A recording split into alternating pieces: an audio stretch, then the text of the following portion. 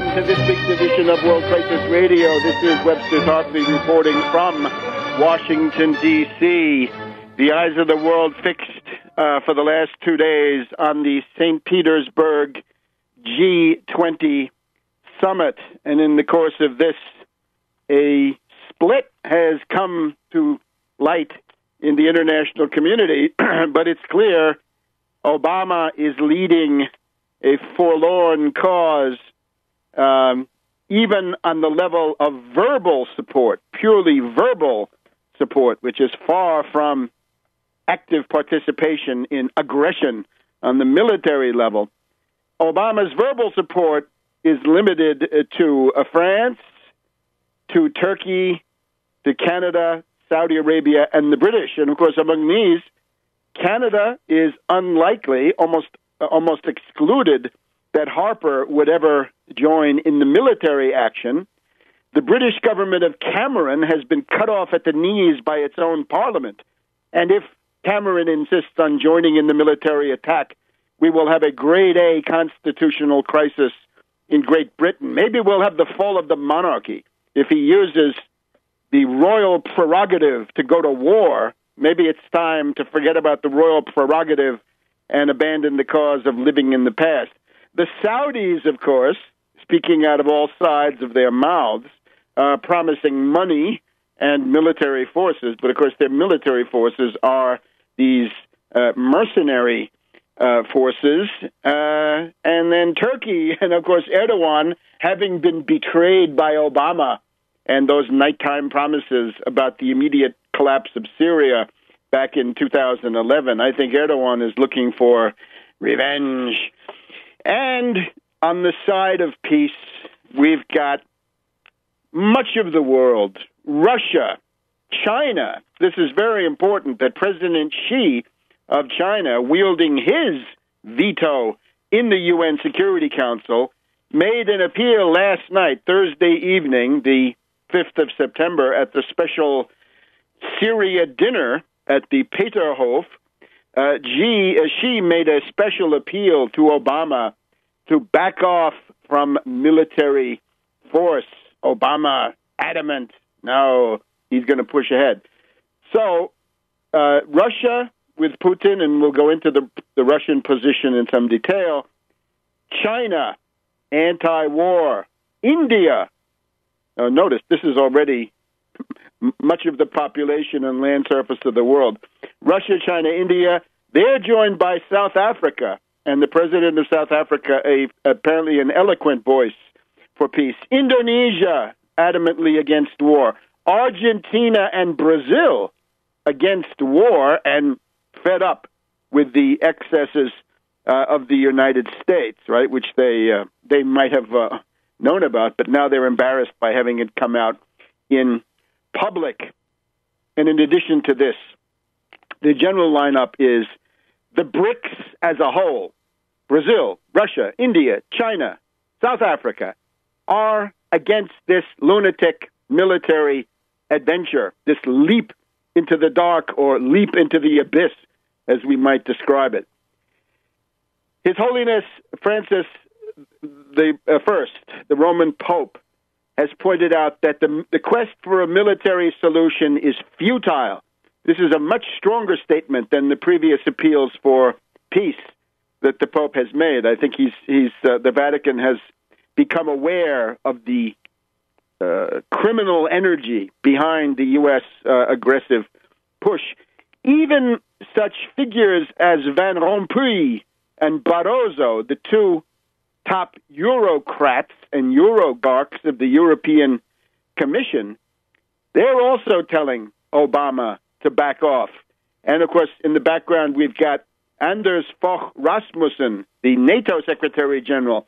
No, NATO will not participate. So you don't have any of them. You don't have the European Union. You don't have NATO. You've got a couple of renegade European powers. And you've got Ban Ki-moon. Ban Ki-moon, joined by Brahimi, his Syria negotiator, after meeting with Foreign Minister Lavrov of Russia. Brahimi came out and said, remember, only the United the UN Security Council can act. It's not my opinion. He says, I don't tell you what my opinion is. I'll simply tell you what international law is. Without the approval of the UN Security Council, it is illegal. And he reminded people that the goal here was supposed to be to get to Geneva II. So Obama isolated. Obama is left with Hollande, but even Hollande begins to wobble. This shameful position, right? This repudiation of the heritage of General de Gaulle, this shameful operation of Atlanticist and Anglo-Saxon propitiation. Hollande claims on the one side he can prove that Assad did it, but he says he has to wait for the United Nations inspectors to complete that report of theirs. So Hollande is already putting up his own mechanisms of delay, and he says he will only decide after the U.S. Congress votes. So he's got two things that he can wait for. He's stalling. Well, good for him. It's about time he got some sense into his head. The Italian Prime Minister Letta, hanging tough and surprisingly so and commendable, hanging tough against an all-court press by the State Department gang against Susan Rice and Ben Rhodes. Letta has put out that tweet that people have seen, that the divisions in the world over Syria have been confirmed at the meeting. Now, today was Friday, September 6th. We're in the afternoon. More things can happen. But here it goes like this. Obama gave what was described as one of the most ineffective performances, speech and some Q&A, I think, one of the most ineffective performances. This blasé, exhausted, detached, decadent individual seems to sum up in his languid presence all the decadence of imperialism, the Anglo-American mad dog imperialists with their bluster, but ultimately their lack of inner conviction and their lack of moral authority. To the point, again, where John Harwood of CNBC and the Wall Street Journal said this was one of the worst performances that he'd ever seen by Obama. That means worse than the first debate with Romney. And do take a look. However, the big news is Putin. Putin's press conference. This is a landmark in international affairs. It marks the return of Russia definitively. You'll remember last spring when Putin was reelected, I compared it to Roosevelt's third-term victory, Franklin D. Roosevelt, November 1940, a third term, meaning that Hitler would be stopped, and then the return of General de Gaulle in 1957-58. Asked what Russia would do, Putin said, "We will help Syria." Now, that's a big point, needless to say. Here it goes. Will we help Syria, says Putin. I'm quoting. Will we help Syria? We will. And we are already helping.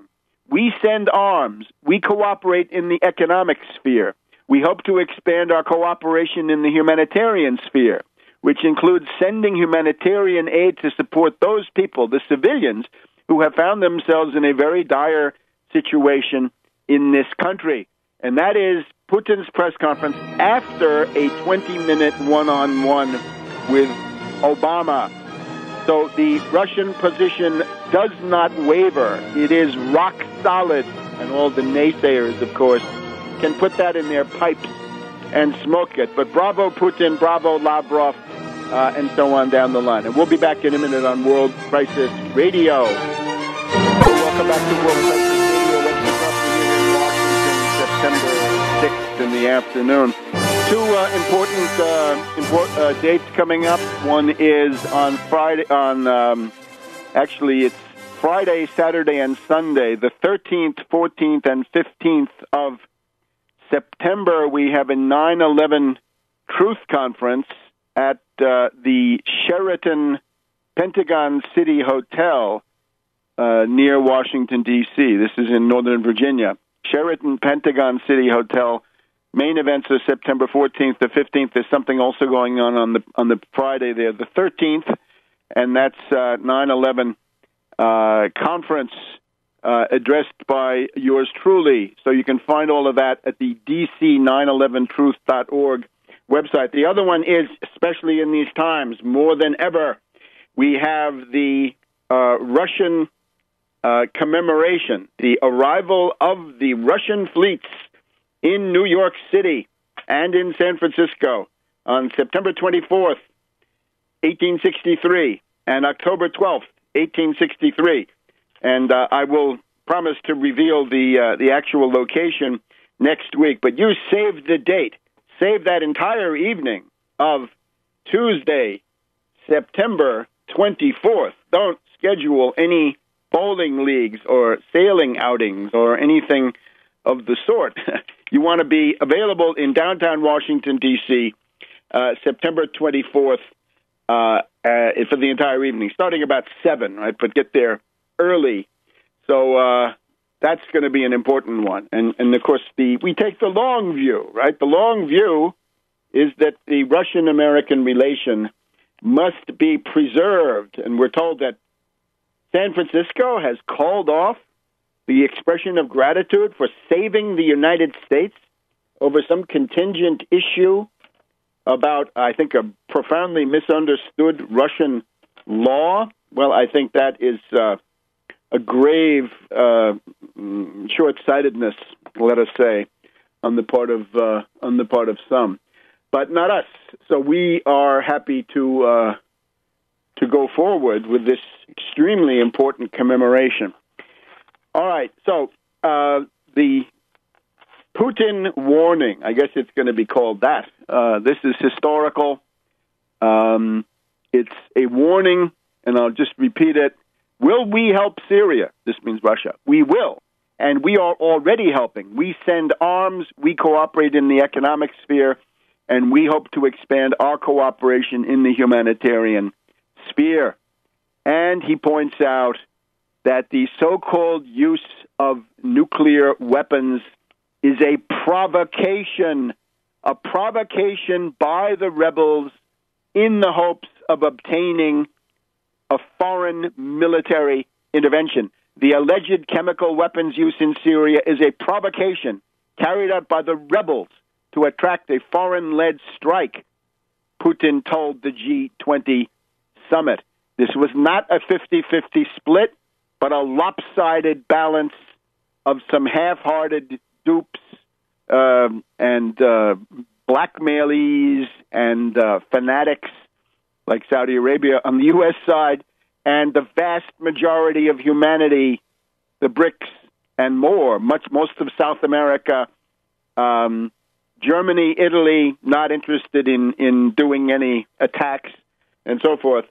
So Putin's diplomacy is crowned by success. Obama is isolated, and Putin has the majority of the world on his side. So thank you to Putin for that. It's also interesting, last week there had been, in the past couple of days, talk of a delegation of the Russian Duma, the Russian parliament, which would come to the United States and attempt to start a interparliamentary dialogue with members of the U.S. Congress. And it looks like this has been sabotaged, and we've got to look at Nancy Pelosi, a warmonger Democrat, this Pelosi, refusing to entertain a dialogue of this type. And it simply shows the pathetic weakness of the warmonger position. And it's time for this Pelosi to be dumped. She was a pathetic, ineffective House Speaker, and it was amazing. Her blackmail files, she must have had the help of the FBI to get reelected as the minority leader after she blew that majority with her foolish methods. So Obama is tired and listless. Obama says, well, there's really no dialogue going about Syria. We had to agree to disagree. Now, let's hear a little bit more from Putin. We have a lot from Putin, actually. In addition to the statements of today that Russia will help Syria, and that the alleged use of chemical weapons is a provocation by the rebels. This is a categorical statement. This cannot be ignored. This is a great power. It is a superpower. And how these people on American cable television can say, well, everybody agrees that Assad did it. No, they do not agree. The world does not agree. The world rejects you. The world spits you out. And these provincialoids here in Washington, right? You can have provincialism in Podunk, Oklahoma. You can also have plenty of provincialism in a swampy place like Washington, D.C. So we also have, however, which I recommend people to look at, the Putin interview of the day before with the Associated Press. Here, Putin points out, take a look at it. You go to President of Russia. President of Russia is his website. The whole thing, the entire transcript of this is available there in English, and I urge you to look at it. He says, the accusation that the Syrian army would use chemical weapons is simply absurd. Not only is there no evidence, right, as Lavrov says, no names, no dates, no places, no GPS coordinates, no scientific evidence, no tissue, just trust us, we've got it, and we'll talk about that in secret session, as we hear from John Forbes, Skull and Bones, Kerry. But as Putin says, it's absurd to accuse Syria. The Syrian army is winning. They are methodically surrounding the pockets and enclaves of the death squads, and they're reducing those pockets. They're finishing them off. They're mopping up the rebellion. This, of course, explains to some degree why this is happening now, that the West is trying to act to save its terrorist army, its CIA secret army funded by Saudi Arabia in the Middle East. But why would Syria do this? Why take a step that is guaranteed, if it's discovered, to bring down the retribution of the West upon your heads? How does that make any sense? Where's the logic, as he says? Only the UN Security Council can act. Right? Don't say that you're self-appointed sheriff and you're going to enforce the Chemical Weapons Convention. The Chemical Weapons Convention, the more recent one from the 1990s, actually specifies the International Criminal Court of The Hague, the World Court of The Hague. That's who enforces this, not the self-appointed gendarme of the world. And then, perhaps the most interesting, Putin says, the U.S. is huffing and puffing that the chemical weapons have been used and this intolerable. What happens if the rebels are convicted? If the Syrian death squads turn out to be the ones, what will the West do? Will the rebels be bombed? They should be. I think there are a lot of people in the world who think if you're going to bomb anybody, bomb those al-Qaeda death squads. And we'll be back in a minute. Welcome to World Crisis Radio, the Sheraton, Pentagon City, September 13th, 14th, 15th. I'll be speaking on the 14th, on the Saturday. That's DC 9/11 Truth. It's broader than that. The theme it's more than just 9/11. Obviously, we're approaching the 50th anniversary of the Kennedy assassination, and I think this is an opportunity to address this issue, the bedrock issue of the invisible government, the Wall Street gang in the U.S. institutions, the transversal faction that always seems to act for evil with the assassinations and the war provocations and so forth. And then the happier event on Tuesday, September 24th, here in Washington, D.C., Save the Evening. We'll tell you where it is next week on the broadcast. Around 7 p.m. in downtown D.C., the 150th anniversary of the arrival of the Russian fleets in New York City and in San Francisco a little bit later. This is what saved the Union. This is what deterred the attack by Napoleon III of France and by Lord Palmerston, Lord John Russell, and Gladstone of Great Britain, who were itching to intervene. Now, Obama says he's not itching for war. Obama, obviously, they say he's conflicted inside of himself. Get more conflicted, Obama. Back off. And in particular, one of the reasons Obama is bombing at this, he's bombing in the Broadway or Hollywood sense, he's bombing in the sense that his act is not pleasing anybody, is because of these odious, villainous personalities he has with him. Susan Rice, the Viper, and then little Ben Rhodes, who was the TV fakery guy of July 2012. I tried to overthrow the Syrian government by preempting all the Syrian state television programs with CIA television. And, of course, Syrians by now, having been warned, were not fooled. Just a couple of other things from Putin's Associated Press interview. What if the rebels turn out to be the guilty parties? What will the huffing and puffing Obama, Kerry, Rice team do under those circumstances? Putin notes that he is not defending a specific government, but rather international law as such.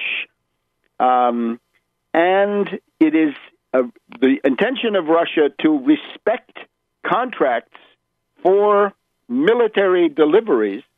He's asked about the S-300. He says, well, we have the S-300. We here in Russia have already deployed the S-400, and we are about to deploy the S-500. But he says the S-300 is already pretty good, better than the Patriot system. Better than the Patriot system, says the irrepressible Putin. He was also asked in this interview, if the U.S. attacks Syria, will you fight? And he asks then the Associated Press correspondent, are you the employee of a news service or are you the employee of the CIA? That's an interesting question. More people should ask these U.S. prostitutes what their story is. The other point that we have from Putin today is the question of the smaller countries. He brings this up, I think, in a highly significant way. The little countries, the smaller countries of the world, essentially are confronted now with international anarchy. That there are certain great powers, the United States above all, but also France, right, and the British if they could. Those seem to be the main three offenders, that they can roll over any small country they want. They can bomb Libya, they can bomb Syria, they can attack Iraq, they can do Afghanistan, again, without anything happening necessarily in the UN Security Council. So the international anarchy, not only does Putin, I think, have the support of the big players, right, the BRICS, right, Brazil, India, China, South Africa, big countries. But then there are also the smaller ones, right? Think of all the European countries, right? Belgium, Netherlands, Denmark, Norway, right? Sweden, Finland, places like this. Who's going to take care of them, right? What if they get into the crosshairs one day? So he regrets the regional destabilization that will come from an attack. He also joins China in pointing out that the oil price will go through the roof, that this will be a grave threat to the world economic recovery. That is, of course, the pre-assigned topic of this conference.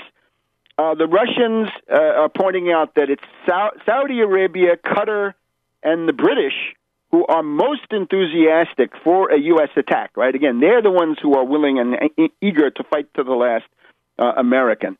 But the main thing is the rebels did it. It's a provocation, and there we have it. Now, Obama is facing this vote. We'll talk about that in just a second. But the question is, if Obama loses the vote, will he press ahead and create a total constitutional crisis, very likely courting his own impeachment? Because if he's defeated, he'll be defeated in the House, most likely, and the same majority that would defeat him in the House, with a couple of changes, would become a majority to impeach him. And I'm just stating a fact, right? I'm at arm's length from that. I'm not a part of the House of Representatives. I'm just telling you what is going to happen. So if you care about Obama and his agenda, or think the agenda might get better, he's got to back off from this. And backing off means fire Susan Rice, fire Kerry, fire Ben Rhodes, clean house in that place, the Augean stables, get every warmonger and lunatic, and fire Samantha Power. That's the other one from this week. Samantha Power, sporting the ravaged look, I would say, the war harridan, Samantha Power, comes out saying that the Russians have taken the UN Security Council as hostages, and they're preventing any progress. For this woman, progress means progress towards World War III. She should be in the loony bin. She should be committed. This is what happens when insane people take over important public posts. Anyway, Mrs. Cass Sunstein, because that's who she is, Mrs. Cass Sunstein should resign. She should be impeached. She should be fired. We should have demonstrations at the UN. Get her out of there. This cannot be the face of the United States, right? This is a dilettante. The military people can't stand her. She's abrasive. She's moralistic, right? She's also foul-mouthed, as we saw with her tirade against Hillary back in the primaries of 2008, when she had to step back into the shadows before being dredged up again by Obama. This is the liberal interventionist crew. These are the humanitarian warmongers, and we don't want them. Now, the other thing is Hollande of France.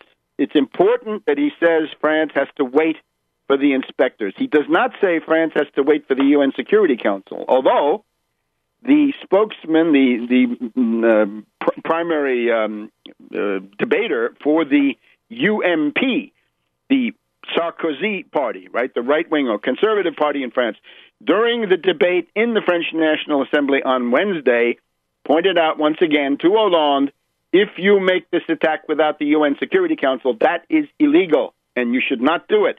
Unfortunately, in this case, the Fifth Republic Constitution allows Hollande to wage war for 4 months without any consultation in the form of a vote. So the French did not get to vote.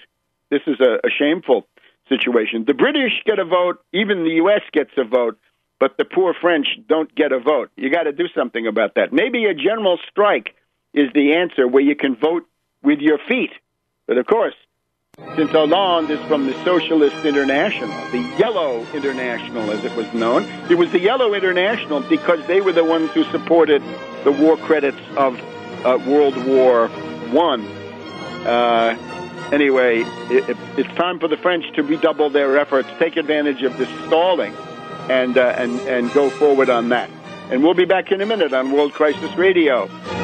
Welcome back to World Crisis Radio, Webster Tarpley in Washington, D.C. So imagine this.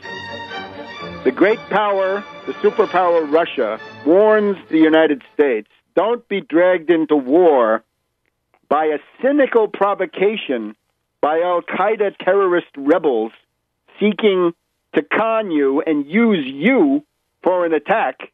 And in the background, as was pointed out, the Saudis, the British, and the degenerate emir of Qatar, or Qatar, as we call it, right, the patron of Al Jazeera.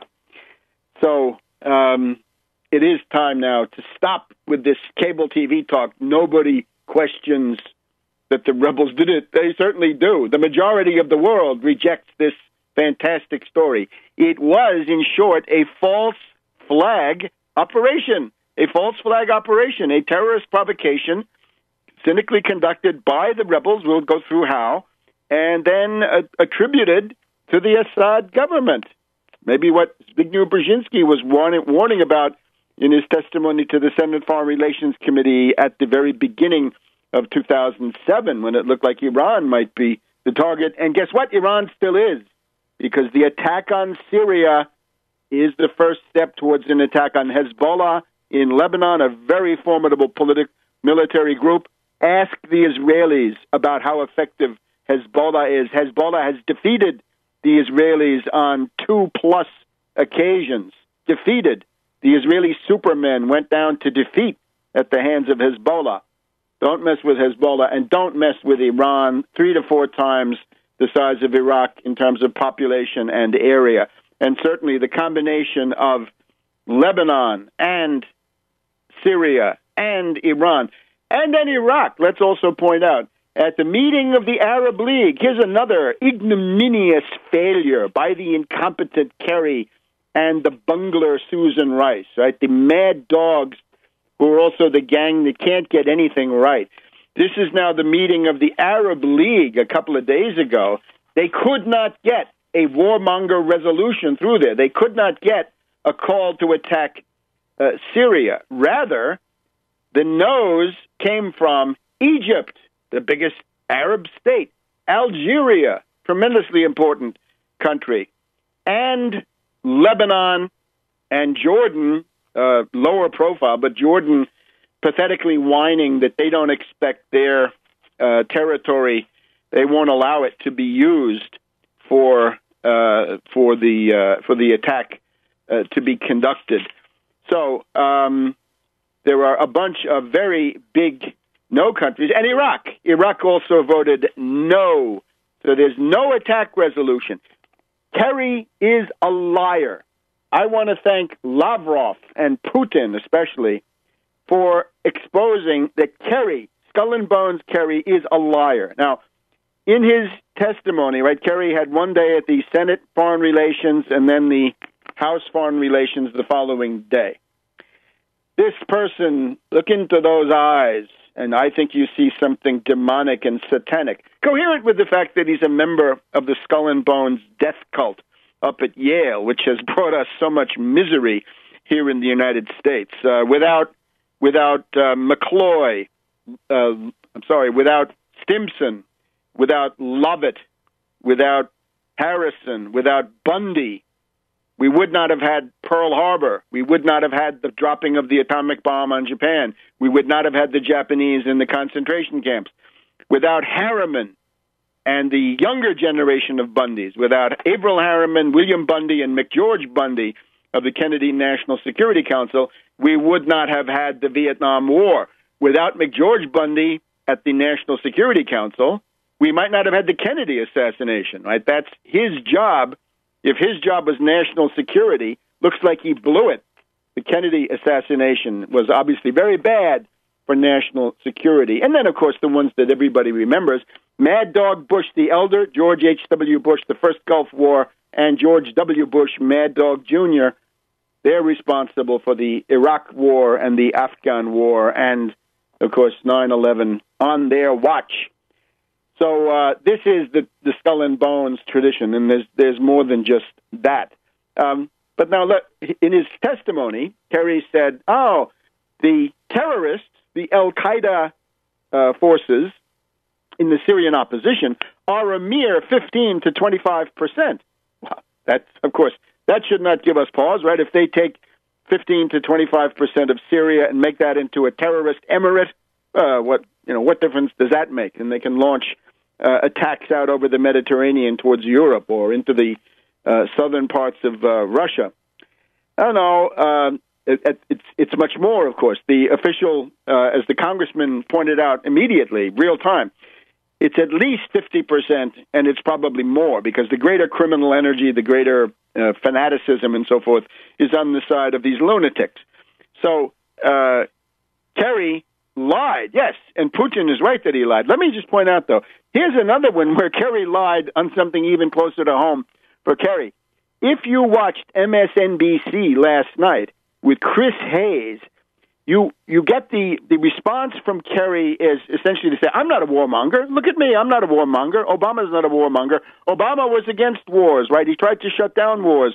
And as for myself, Kerry, and as for my colleague Hagel over at the Defense Department, we were opposed to George Bush's decision to start the attack on Iraq in 2003.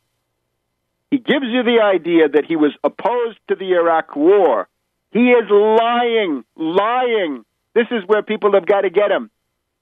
The vote in question is called the Authorization for Use of Military Force Against Iraq Resolution of 2002. Public Law 107-243, and so forth. Passed by the Congress. It was George Bush. It started off as House Joint Resolution 114. It passed in the House on October 10th, 2002, and in the Senate, October 11th, by a vote of 77 to 23. Now, in the Senate, 22 Democrats voted no, to their credit. 28 warmonger Democrats voted yes, 56% of the delegation, including Senator Hillary Clinton, warmonger. Senator John Kerry, warmonger. And that's what we need for our purposes here. Kerry voted for war. And not only war, but the authorization to use military force is the fountainhead of all of the abuses. That, along with the Patriot Act, that is where your privacy and all of your domestic civil rights went. That's a declaration of war in effect. So after that, the regime can do whatever they want.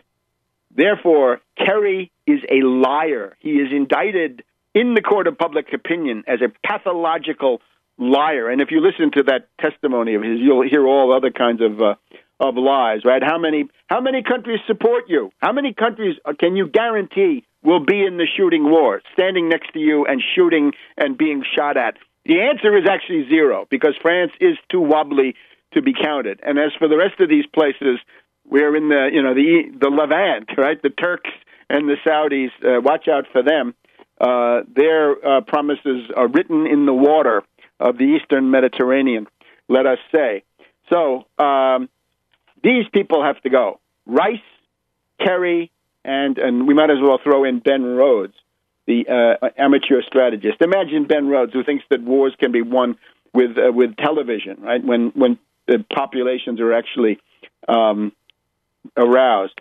Now let's look at the political predicament of the regime. Having chosen between last Friday and Saturday to take the road of consulting the Congress, attempting to get a rubber stamp. At the point that he did it, he was considered erratic on Saturday afternoon. Obama was widely viewed as having somehow lost control of himself, that he had to pull back from the abyss of bombing, thought to be beginning last Saturday to Sunday, and look for an out, or look for cover and or an out. And we'll get to that in just a minute here on World Crisis Radio.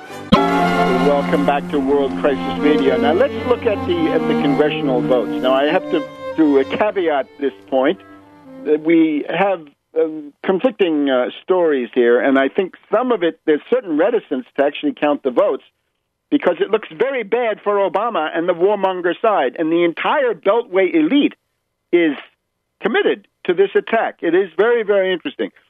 In addition to the normal reactionary Republican versus Wall Street Democrat divide, right, this dog and pony show to some degree, there's also a real conflict here, elite versus American people.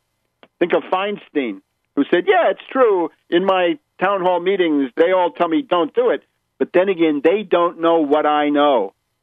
This is fundamentally a violation of the American spirit, right, that somehow there's an elite that knows best, right? That we leave that to European monarchies and European courts and what have you. But Feinstein out there, decadent Democrat that she is, she believes that. And, the word we have is from Congressman Grayson. Congressman Grayson is interested in this because he's actually whipping the vote against Obama. Grayson has taken advantage of Obama's speech in Sweden. Obama in Sweden said, my credibility is not on the line. The credibility of the international community is on the line. So fine, says Grayson. You're off the hook. We can do what we want. We're going to vote our consciences.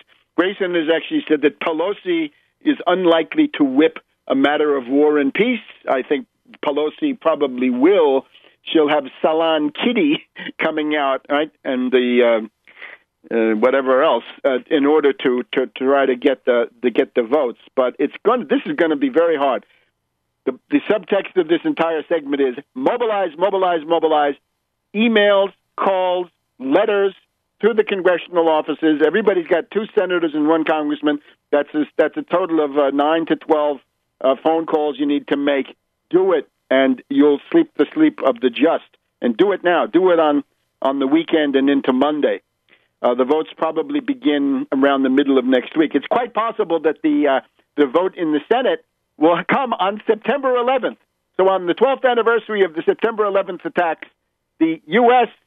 Congress, the Senate, having made the fake 9/11 story, right? The 9/11 big lie has become a civic religion, but then in spite of that civic religion, the Senate will vote to support al-Qaeda, to intervene in the civil war on the side of al-Qaeda killers, many of whom have killed U.S. forces in Iraq, Afghanistan, Somalia, and God knows where else, right? These all-purpose killers.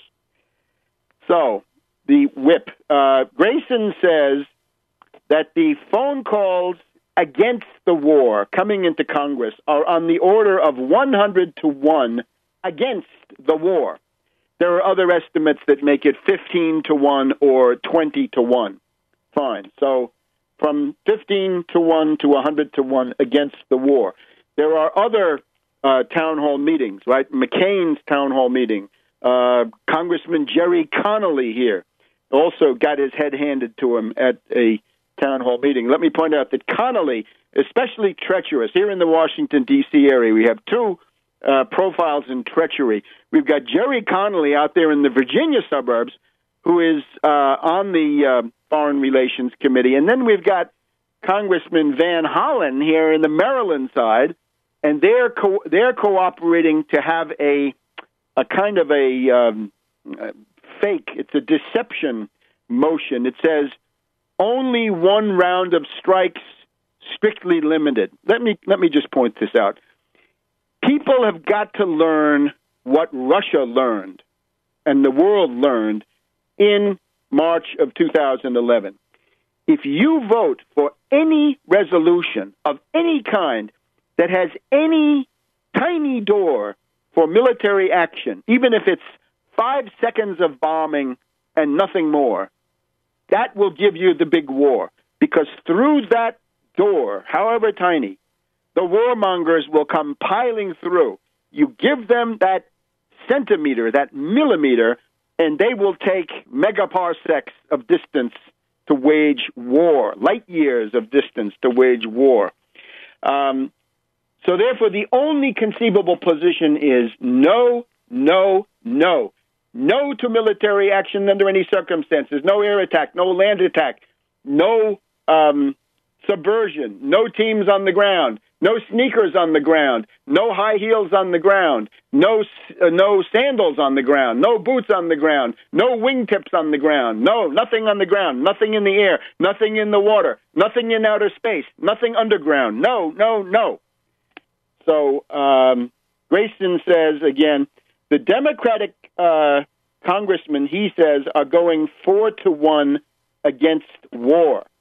And the Republicans are going 10 to 1 against war. I welcome the efforts of the reactionary Republicans, although I do not join them, because we'll be fighting them again within a couple of weeks on questions of medical care for the American people, and also questions of the budget and of the debt ceiling. But anyway, we've heard in the past day or two, I have heard things that go like this. One count gives 199 no votes, with almost all of them, all but 5 are House Republicans, and 40 yes votes. Here's another count, which goes like this. 204 no votes and 143 undecided, with 124 yes votes. Now, if that one is true, even if the undecided go for war on a 9 to 1 basis, we would still get to the minimum necessary to block the warmonger resolution. And that is right now, because of the way the House is populated, there are 2 vacancies in the House. So therefore, the magic number is 217. There are now 230. 200. It's actually. I'm sorry. It's 400 and 433 are in there because of the 2 vacancies. So 217 is the magic number. 217 stops it unless a special election is held next Tuesday and that person takes office. I don't think that's on the agenda, but we'll find out. In any case, don't leave it to chance. Don't sit back and think that because a Democrat seems to be reasonable, don't trust them. They're snakes. And one of the things, of course, this shows is that the Democratic Party is useless and that we need the tax Wall Street Party. We need an outside force.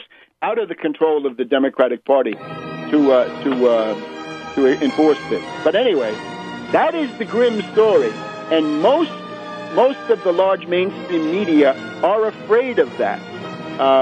So therefore, be encouraged, but mobilize, organize like hell, and we'll be back in a minute. Welcome back to World Crisis Radio. Now, the House of Representatives looks very bad for the warmongers. And again, any reason to oppose this war bill, to oppose Obama, Kerry, Rice, Ben Rhodes, and this entire gang, those are good reasons. So we're not going to look too closely into that, although we don't share the motivation of these reactionaries and indeed racists that are undoubtedly going to be in there. That's okay, right? Man meant it for ill, God meant it for good. And that's the way that the universe has survived until now. However, we also have to look at the Senate. Now, here we have quite a number of important people. Joe Manchin of West Virginia has covered himself with honor by announcing he will vote no. This is a conservative Democrat, so it means the entire camp of the conservative Democrats are facilitated in turning away from the brink of the abyss. And undoubtedly there are others. The new congressman from the new senator from Connecticut, Murphy, I believe, turns out to be okay. And there are some others. But here's the thing we have to point to. Rand Paul carries on the tradition of duplicity of the Paul-tards, the Paul-bearers, the Paul clan. You'll remember that his father, Ron Paul, ran for president in 2008 and in 2012 on the basis of a peace candidacy, no intervention in foreign countries. But nevertheless, his actual function was as an auxiliary, a right wingman and helper for the warmonger Mitt Romney. And we better thank our lucky stars. We don't have Mitt Romney in the White House right now. Better Obama than Romney. I'd be happier to deal with Obama with all of his conflicted interiority and his pathos and what have you. Romney would have none of that. You'd already be up to your neck in a general Middle East war with Romney, and maybe a war with Russia, with Romney carrying out the oath of vengeance against the American people, and also carrying out the White Horse prophecy against Russia, that's the apocalyptic Armageddon of these maniacs. So we're glad we don't have that. But we have Obama, and this has now got to be opposed. Now, the problem with the Pauls, Rand Paul had hinted, maybe not pledged, but hinted that he would filibuster this war bill, and that's what he should do. If Rand Paul is serious, which I sincerely doubt, given the family tradition of duplicity and treachery, let's see Rand Paul get out there and filibuster. He showed us, with Brennan, if Brennan became the head of the CIA because of rendition and torture and drones, I guess it was only drones for him, really, that was the end of the world. So he's out there for 12 to 14 hours with his Depends and his special shoes, his insoles. What has he got? Is he chilling?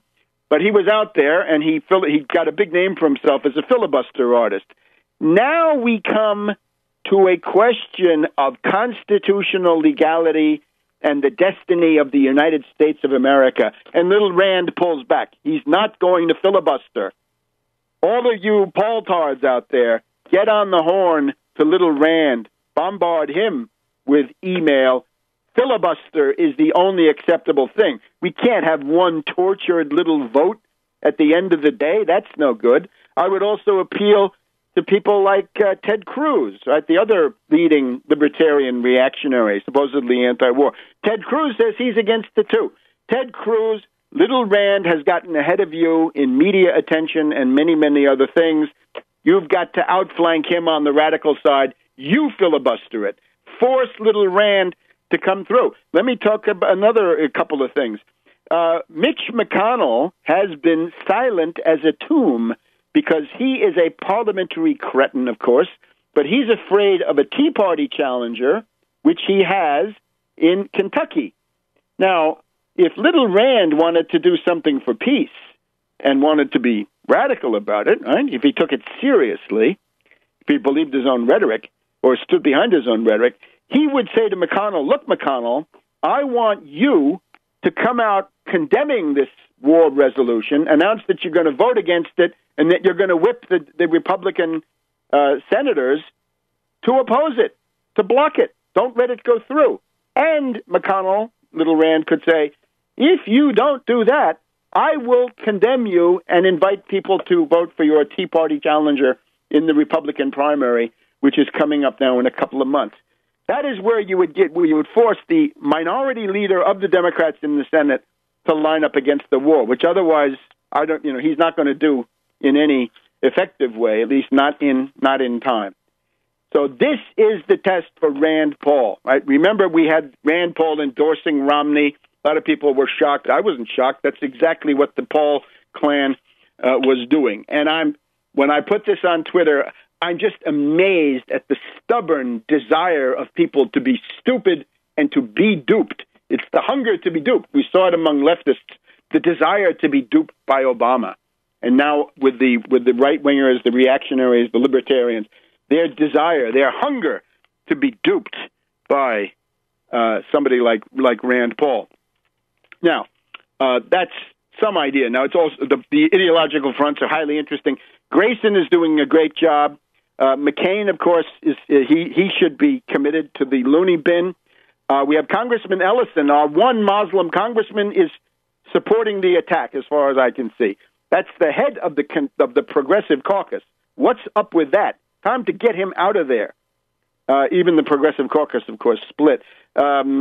Ms. Fudge of the Black Caucus has told the Black Caucus to shut up. Don't say anything. But that has not prevented some courageous people like Congressman Meeks and Congressman Rangel, Charlie Rangel of Harlem. He's got a grudge, obviously. He was Watergated out of his chairmanship of the House Ways and Means Committee. That would have been a good thing to keep him there. But Obama not only didn't support him, but Obama joined in. Obama was party to the attempt to oust every black committee chairman between 2009 and 2011 when the Democrats had the majority. On television, you see an interesting split. MSNBC is split, I think, pretty much down the middle. Ed Schultz, laboring to some extent for peace. Chris Hayes, supposedly for peace, but the content is warmongering. And Maddow, I don't know. On Fox, Hannity is anti-war. He's not really anti-war. He wants a much bigger war or no war. That's also the position of Krauthammer today in the Washington Post. If it's Obama's pinprick strategy, then don't do it. O'Reilly, trying to be a centrist, he's for war. But we've got even the Strangeloves, of course, are split. So these are all interesting questions. Remember, Anthony Blinken, the security aide of Biden, and I always have to add, this is Anthony Blinken from the law firm of Winken, Blinken, and Nod. He says that Obama will respect the congressional vote, and if they vote no, he will back off from the attack. Well, he better, because, again, that same House majority can then turn around and impeach him, and that won't look good either, will it? That would be a terrible constitutional crisis. None of this is worth it. From the point of view of Obama also, what should Obama be doing right now? Obama should be out doing public events urging people to sign up for Obamacare.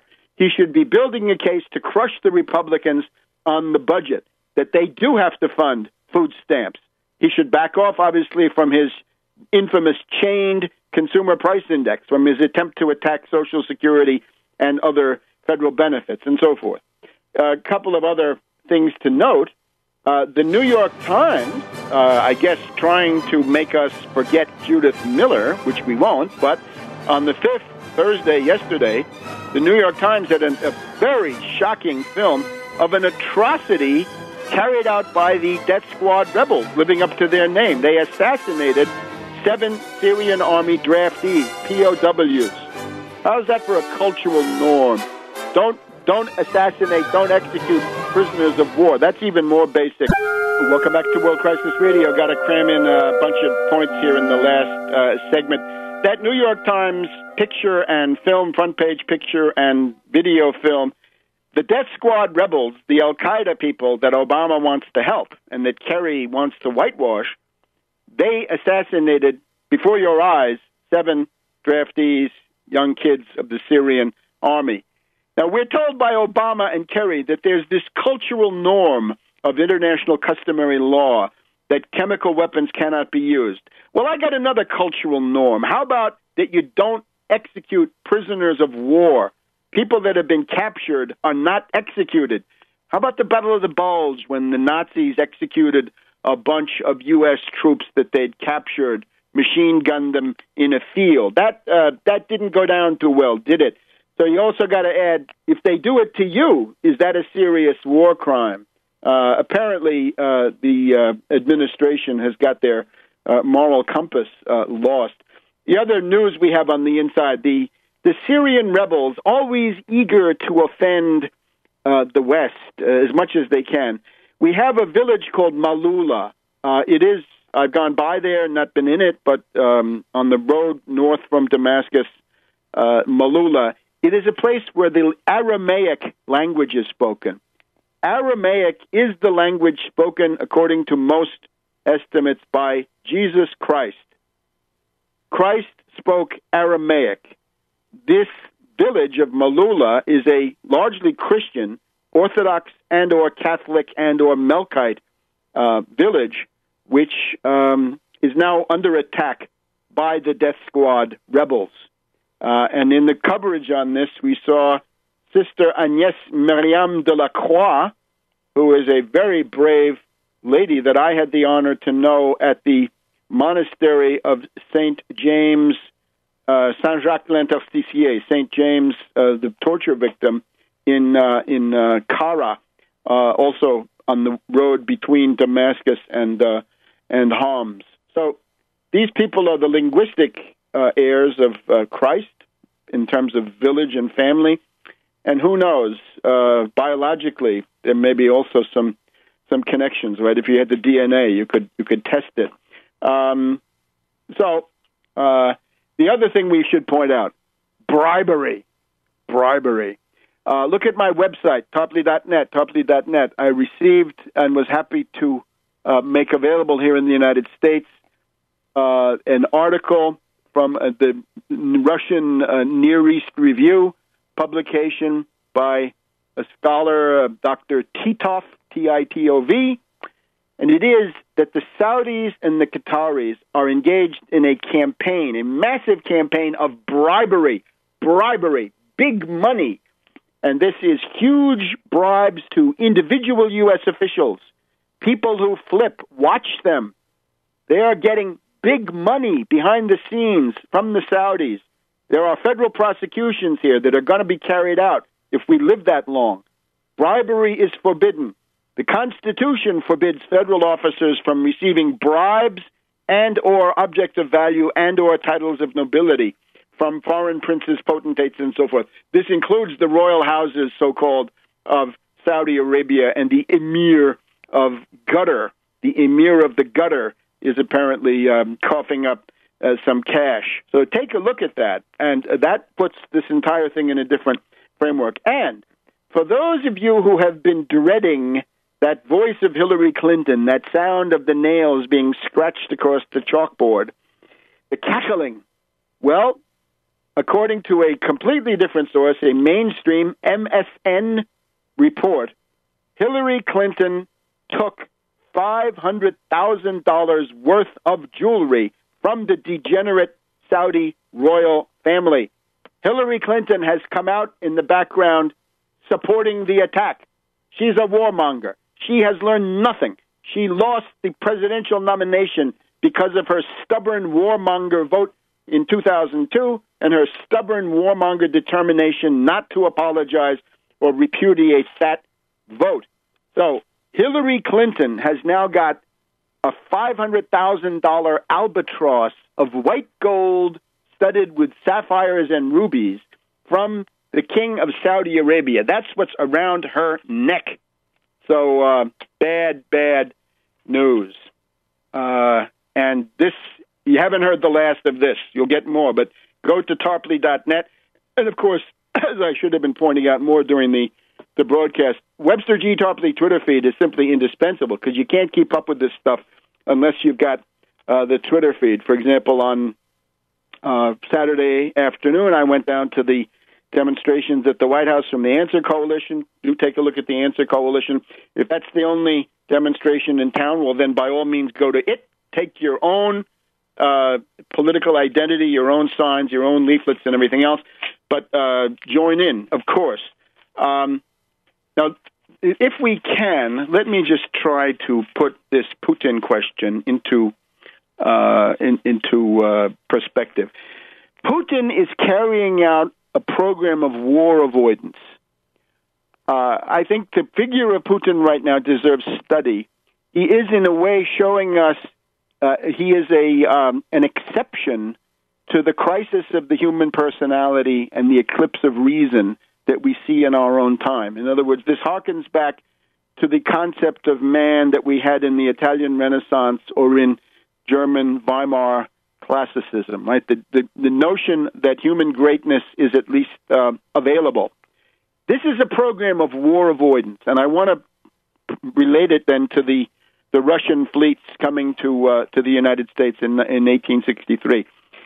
The policy in those days, in the 1860s, was set by Tsar Alexander II, great person, as the freer, the liberator of the serfs, and also as somebody who began launching the industrial development of the Russian Empire on the basis of protectionism. And it's a protectionism that has much in common with that of Friedrich List and Henry Clay and Henry Carey. And it was brought over there by Cassius Marcellus Clay of Kentucky, cousin of Henry Clay, Lincoln's ambassador to Russia. In August of 1879, long after these events, Alexander II had a talk with Wharton Barker, an American who was a financial agent of the Russian Empire. And the Tsar pointed out that the Russian policy was a policy designed to preserve peace. And I think this is what we see now reflected in Putin. He points out that in 1860-1863, the British and the French were threatening to intervene in the American Civil War on the side of the Confederacy. The Tsar said, when they asked me, if they had asked me, I would have refused to join in an English-French attack on the United States. Quite the contrary, I would have told them that their attack would be considered casus belli for the Russian Empire. In other words, you British, you French, you attack Lincoln, I'll be at war with you. So he says, I avoided that war, says the Tsar. He prevented the British and the French from attacking simply by making this statement. Then later on, these things are perhaps less known, but he says, in 1864, there was a war between Austria and Prussia on the one side and Denmark on the other. This is the issue of the provinces of Schleswig-Holstein. So he said, I made it clear to the British and the French that if they intervened to support Denmark against Prussia and Austria, they would be in deep trouble with the Russian Empire, and they backed down. So therefore, he helped Bismarck. We'll see why he helped Bismarck. Then he says, in 1866, Bismarck created the North German Confederation, excluding Austria, right, after the defeat of Austria in the 7 Weeks' War. And the big question was, would France attack Prussia? We know that Edward VII, in those days, the Prince of Wales, was in favor, and lots of British oligarchs were in favor of attacking and having the French do so. And he said the fact that France was silent meant that France did not intervene. And he said, I did this to create a European balance of power against the British. And then he says, in 1870, I told the British and the Austrians that if they tried to save Napoleon III against Bismarck, Russia would intervene on the side of Prussia, and that wider war did not occur. Finally, in the 1870s, reversing himself, he said Bismarck was looking for quarrels with France, but the fear of Russia stopped him. So if you say, what's the continuity? It's that it's a war avoidance policy. It avoids a wider war. Let's hope that somebody, some statesman somewhere in the world will understand that that is what Putin is driving at. It is a war avoidance policy, and we hope that it will be effective. So, September 24th,